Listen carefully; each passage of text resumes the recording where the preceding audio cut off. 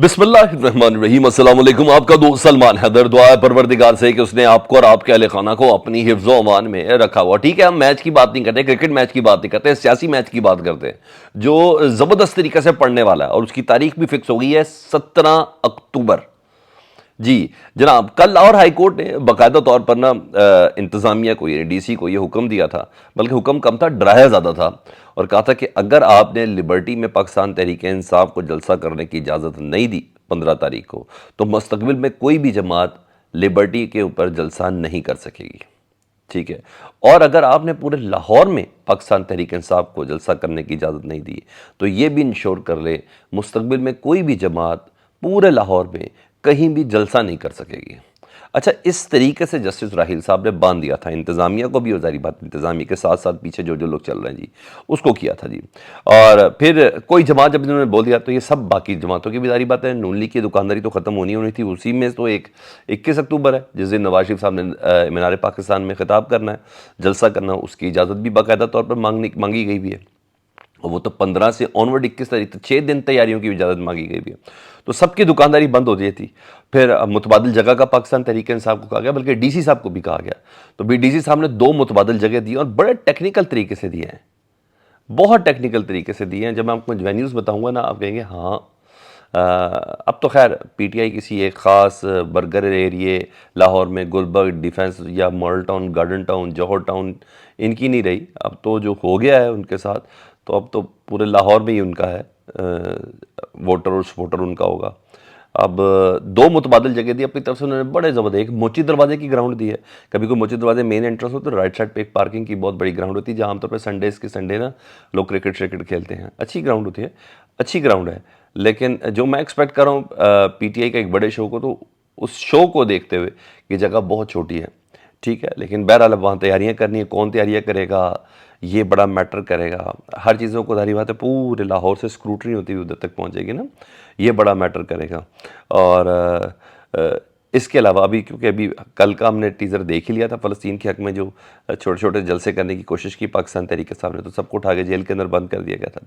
तो एक तो ये मोची दरवाजे की ग्राउंड है, और दूसरी ग्राउंड है बाबा ग्राउंड, और ये है सेशन कोर्ट के साथ। इन्होंने कहा ये वॉल सिटी का जो एरिया ना, इसके अंदर पाकिस्तान तहरीक इंसाफ रहे, उसके साथ रखे जाए।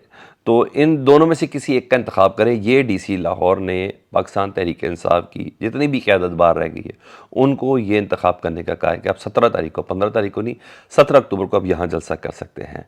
अब मतलब यहाँ पीटीआई ये तो तय हुआ कि पाकिस्तान तहरीक इंसाफ जलसा करने जा रही है, इतनी बात अंडरस्टूड है।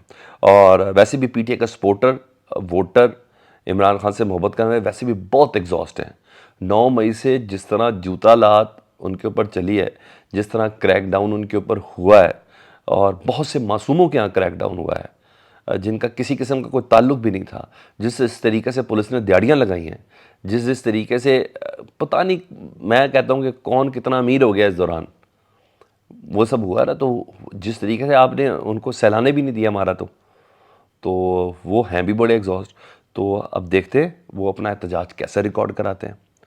और ये तय हो गया कि नवाज शरीफ के आने से पहले एक अदद पावर शो पीटीआई करेगी। ये तो मुझे 200% यकीन है कि उस तरीके से उसकी कवरेज नहीं होगी, लेकिन हाँ, ये हर लिहाज से चैलेंजिंग इसलिए कि इमरान खान साहब अंदर हैं।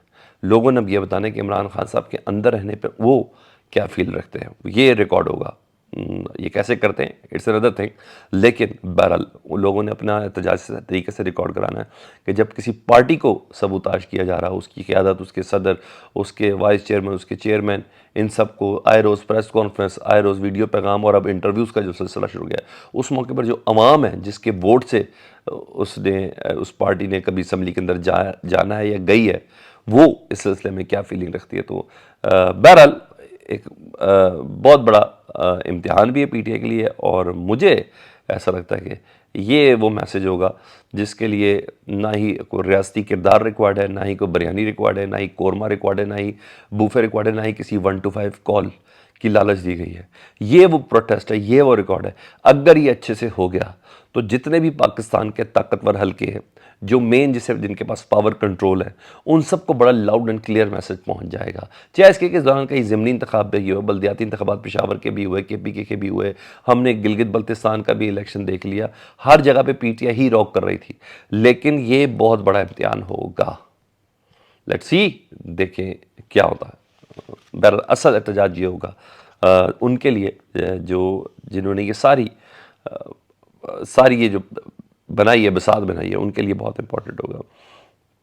ادھر نا سپریم کورٹ میں ایک کیس لگا ہوا ہے, وہ ہے تو بڑا آسان سا, لیکن اس کا مطلب بڑا مشکل ہو سکتا ہے. وہ ایک عام شہری ہے, اس نے یہ درخواست دی ہوئی تھی. اس درخواست کو اسلام آباد ہائی کورٹ سے ریجیکٹ کر دیا گیا تھا, لیکن سپریم کورٹ نے ٹیک اپ کر کے نا قاضی فائز عیسیٰ صاحب نے فیصلہ محفوظ کر لیا. وہ فیصلہ وہ کل سنایا جائے گا.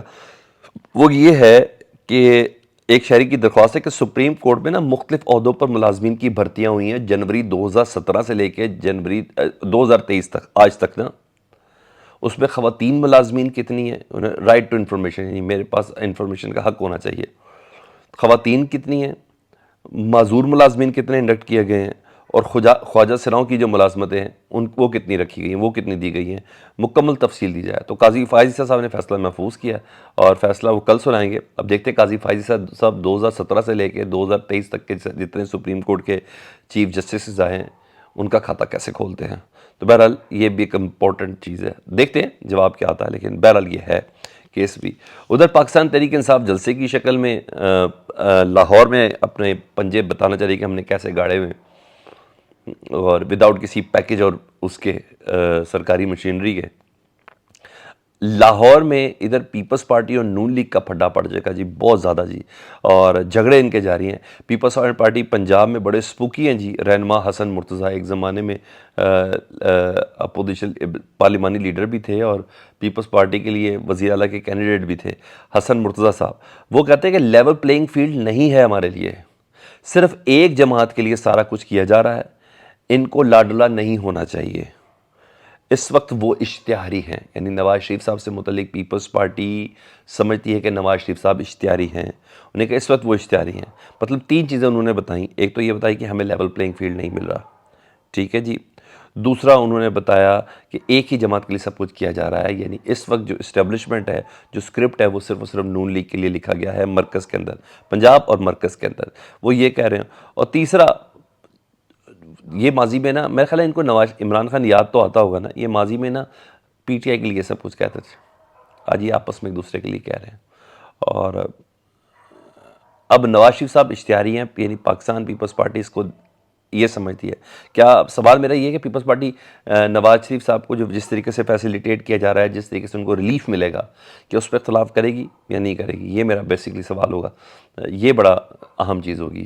پھر دیکھیں گے میثاق جمہوریت کیا ہوتی ہے, اور پھر یہ سب چیزیں دیکھی جائیں گی. ماضی میں ایک دوسرے کے پیٹ شیٹ تو پڑھے انہوں نے, لیکن اب دیکھیں کیا ہوتا ہے. بیچ میں 18 مہینے 16-17 مہینے کی ایک رفاقت بھی ان کی ہے, تو یہ بڑا میٹر کرے گا.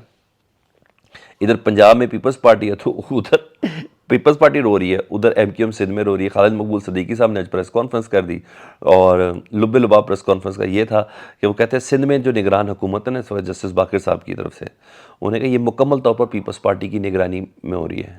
یہ جو نگران حکومت ہے دراصل پیپلز پارٹی کی نگرانی میں کام کر رہی ہے, اور لفظ بی ٹیم کا ہے. جسٹس مقبول باقر صاحب جو ریٹائرڈ ہیں, ان کی وزارت اعلیٰ کو کہا یہ پیپلز پارٹی کی بی ٹیم ہے. اچھا, اب میں کہہ رہا ہوں کہ ملک کے لیے انتخابات بہت ضروری ہیں, یہ کہہ رہے ہیں. یاد آ رہا ہے عمران خان, جی ہاں, ان کو ہم یاد بھی کراتے ہیں نا کہ وہ بھی یہی کہتے تھے. لیکن بہرحال یہی تو ڈیل تھی. میں ڈاکٹر صاحب کو بولوں گا, خالد مقبول صاحب کو, سر یہی ڈیل تھی, یہی اسکرپٹ تھا, یہ ان کا وہ ان کا, بس جن کا یہ ہے انہی کا مرکز ہے.